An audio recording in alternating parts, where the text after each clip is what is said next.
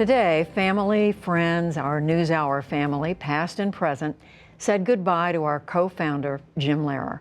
He died last week at the age of 85. There was a memorial held today at the National United Methodist Church in Washington, D.C. It was a lovely and touching service. Here are just a few moments.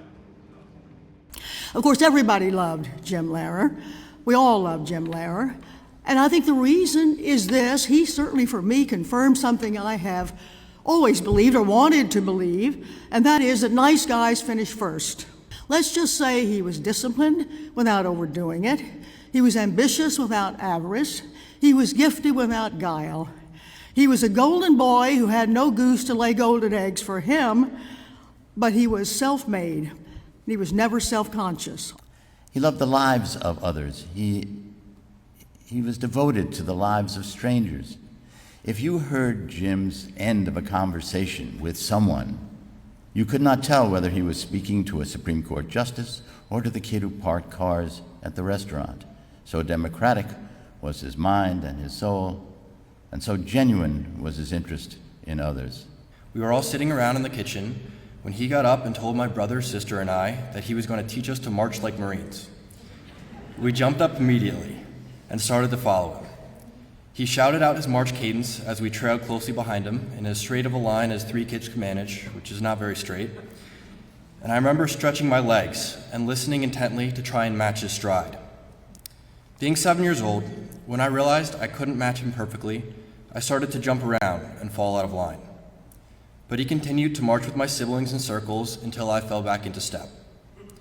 While this may feel like such a small moment, as I look back on it, it exemplifies perfectly how generous my grandfather was with his time. Each Jim decision was a family decision. Time to buy a house, a family consensus would be required. Moderate a presidential debate, wait a day until I consult with Kate and the girls. This is a side of Jim the world didn't see, the creative work that mattered most to him as Kate's partner in building this strong and enduring family.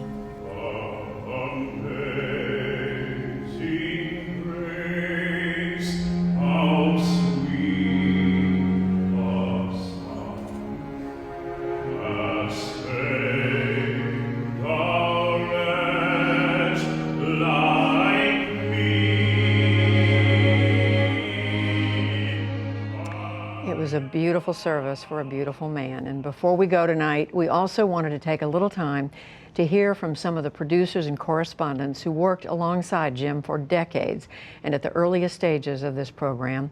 Here are a few of their thoughts about Jim, his values, and his legacy. I met Jim in 1972, and the first thing I noticed about him were his eyes. I think his eyes were the secret to his success. They were honest eyes, and they said, "You can trust me." To criticize you personally, is that a crime? It didn't matter who Jim was interviewing. It didn't matter what the color of their skin was. It didn't matter where they went to school. It didn't matter how much money was in their bank account. What mattered was what that person, that unique individual, had to say.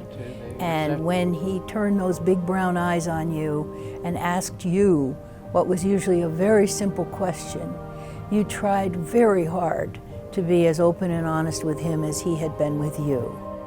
I think that's why he was such a great interviewer and also such a great friend.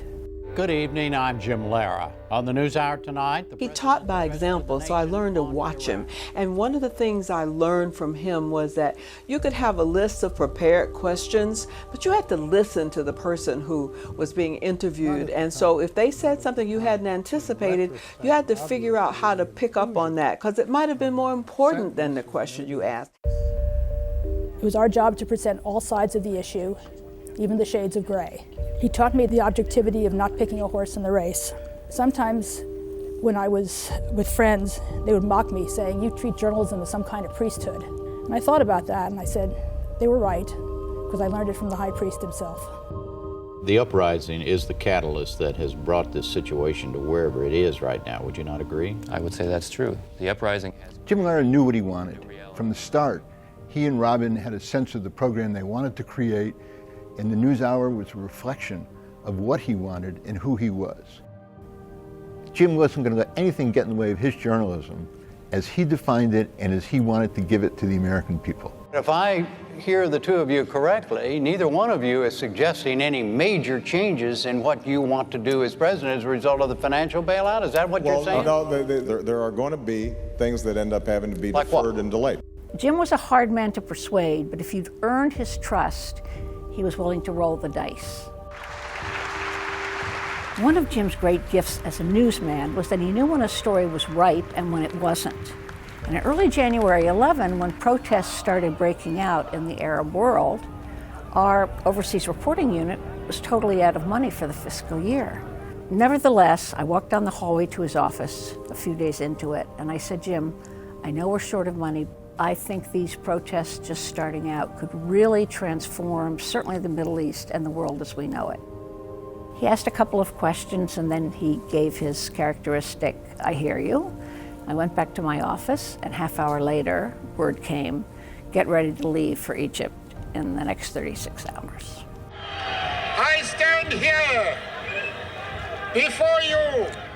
The one time I got a little nervous about Jim's reaction was when F.W. de Klerk announced he was going to release Nelson Mandela. This was back in 1990, and I'd already made reservations to go to South Africa. And Jim said, well, the only way he'd approve it is if we could guarantee an interview with Mandela. Well, I guess it was Jim Lehrer in my blood because I said, I will get it. And sure enough, we flew to South Africa and we got the only one of 2 half-hour interviews with Mandela. Did they do things to you that made you feel like a prisoner? Oh, yes. House Speaker Foley predicted a budget deal by the weekend. We called ourselves the NewsHour family, and it really was a family. And in a time of personal crisis for any of us, there was no more empathetic friend than Jim Lehrer. Jim cared about me, he cared about my family. I took ill in the 1990s and Jim visited me almost every day in the hospital. When my husband was diagnosed in the early stages of a crippling disease, I was devastated. I went to see him and he said, first of all, take all the time you want. Now, let's see what we can do to help you. Within, days, I was connected to some of the top medical people in this field. And to our new senior correspondent, Gwen Eiffel. Welcome, Gwen. Thanks, Jim. He wasn't afraid of strong women. He was surrounded by them at home, his wife Kate and their 3 beautiful daughters.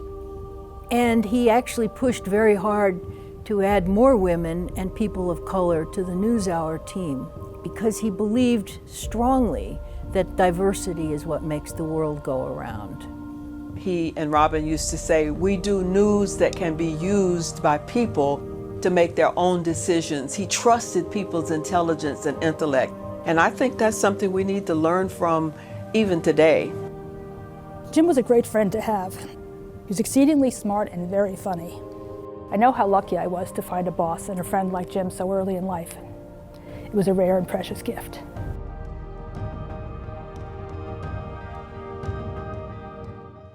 We're so thankful to hear from all of these friends and former colleagues.